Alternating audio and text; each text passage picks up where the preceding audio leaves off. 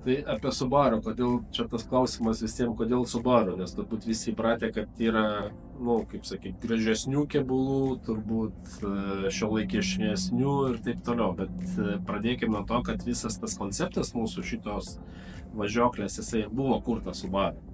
Tiesiog paskui išėjome iš tokios, kaip sakyti, gal savo to kelio, nes kažkaip reikėjo atkreipti į save dėmesį. Visi įpratę, kad ten kažkaip tos R5, tai kažkokie tai įdomesni kėbulai, ar ten Hyundai'us, ar Škoda, ar dar kažkas.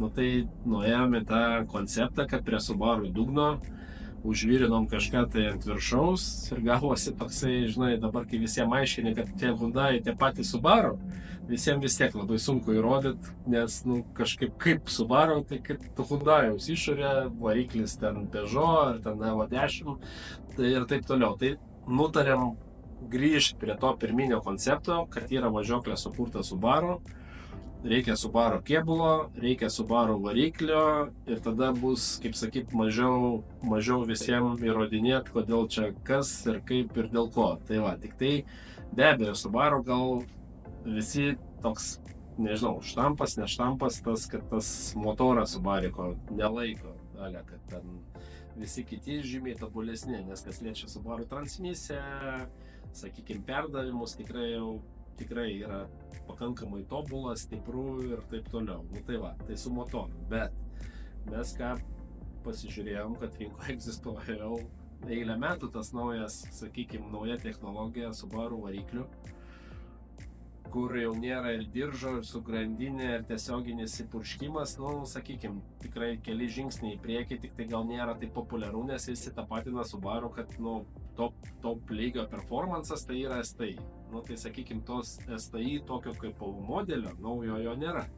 Yra tik tai variklis. Tai mes vis tiek nusprendėm, kadangi su Martynu, kaip ten tas pasakymas mums tinka, turbūt kas baisiau už kvailį, tai tik tai kvailys su entuziazmu.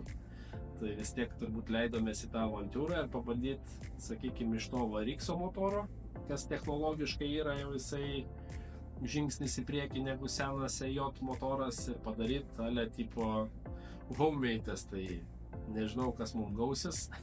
Aišku, planai ambicingi, bet, žinai, never try, never know, žinai, tai manau, kad vis tiek, jeigu ėmėmės, tai padarysim ir tikrai turėtų būti gerai. O viskas kita šitam Subaru, tai jau kaip išbandyta važiuoklė, jau važiuoja, sakykime, testuojam jau nežinau kiek, nuo 20 metų, tai jau kaip ir 5 metai, tai ten jau nebėra ką turbūt ten jau dviračio išradinėti.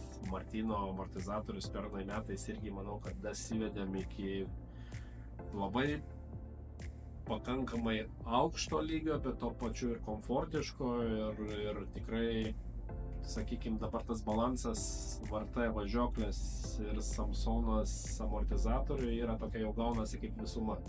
Jeigu tu nori maksimalaus performanso, tai gaunasi, kad tie amortizatoriai realiai sukurti būtent tai pakabai ir leidžia visus tos pakabos privalumus išnaudoti 100%. Tai va, manau, kad trumpai konceptas tai yra toksai Subaru dėl to, kad visiems mažiau čia aiškint, kas čia pas mus kūriniai, nes visi kažkaip atrodo, kad tie Hyundai čia kažkokia NASA produktas ir nors niekaip, sakau, niekad nesugebėjau išaiškinti, kad čia yra Subarikai su kitų viršum ir kitų variklių, visiems per sudėtinga. Tai manau, kad Martynas dabar įrodys, kad ir Subaru gali būti labai greitas.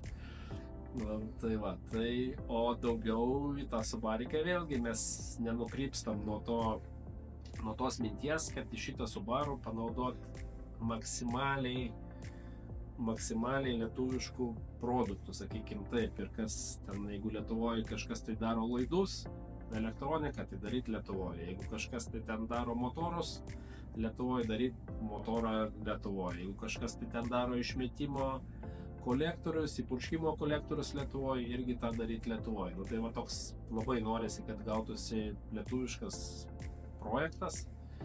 lietuviška dėžė, lietuviška amortizatoriai, lietuviška PKB, lietuviškas surinktas motoras, elektronika Lietuvoje pagaminta, netgi detalės, kurias susakinėjom, stengiamės ten, kaip visi mes mėgstam lietuviai, sutaupyti, ale kažkur tai užsienio, ten elektroninis pardavimas, elektroniniai tie pardavimai yra pigiau, bet mes stengiamės netgi iš tų lietuviškų tiekėjų viską pirkti ir iki čia vietoje, kad, sakau, palaikytą autosporto bendrą vidaus produktą. Kas gausis, pamatysi. Meilės tikrai įdėta bus maksimaliai ir manau, kad turėtų tą meilę atsipirkti.